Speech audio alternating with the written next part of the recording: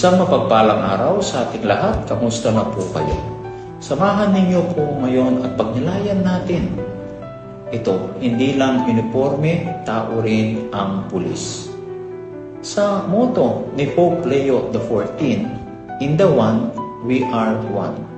Because we belong to one God, we must treat each other as one family. Hindi lang uniforme, tao rin ang pulis. Bago ang lahat ng balita at batikos, alalahanin natin ito. Hindi lang uniforme ang suot ng pulis, may puso, may pamilya, may paninindigan din sila. Pulis na naman. Madalas yan ang linya kapag may balita. May raid, may huli, may issue.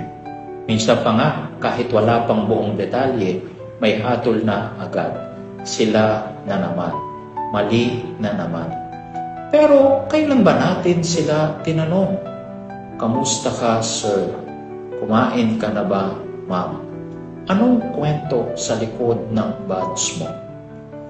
Sabi nga po ni Pope Leo XIV, "In the one, we are one," dahil iisa ang Diyos na pinagmumulan natin. Dapat ituring ang bawat isa bilang kapamilya, hindi bilang kaaway, hindi bilang estranghero. Hindi dahil pulis sila ay hindi na sila pwedeng unawain. Hindi dahil may ilang sumablay ay wala na matino. Oo, may mga pulis na nagkamali, pero hindi ba sa bawat profesyon may pagkakataong may nagkukulang? May mga opisyal na hindi naging tapat sa kanilang tungkulin.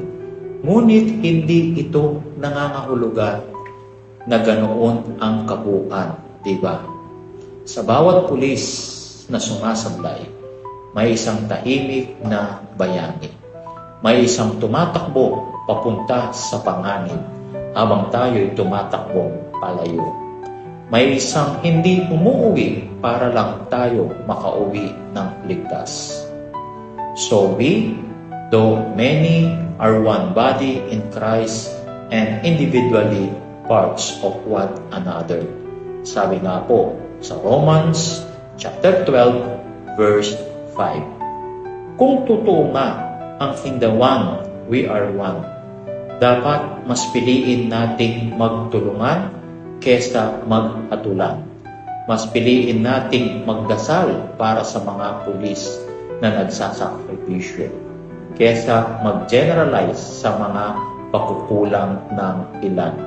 Mas piliin nating kilalanin ang tao, hindi lang ang uniforme.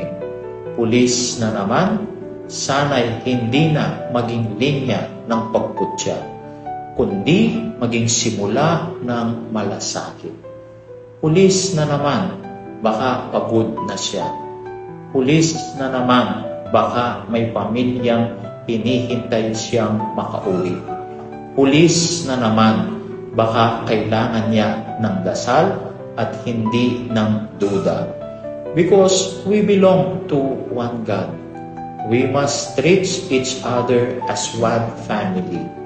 Sa pamilyang ito, ang pulis ay hindi tagalabas. Kasama sila, tao sila, pagod sila, at higit sa lahat, may puso rin sila. Kaya nga po, sa bagong Pilipinas, ang mithiin ng ating mga kapulisan ay ating kaligtasan. Muli po sa mapagpalang araw sa ating lahat, and may God bless us all.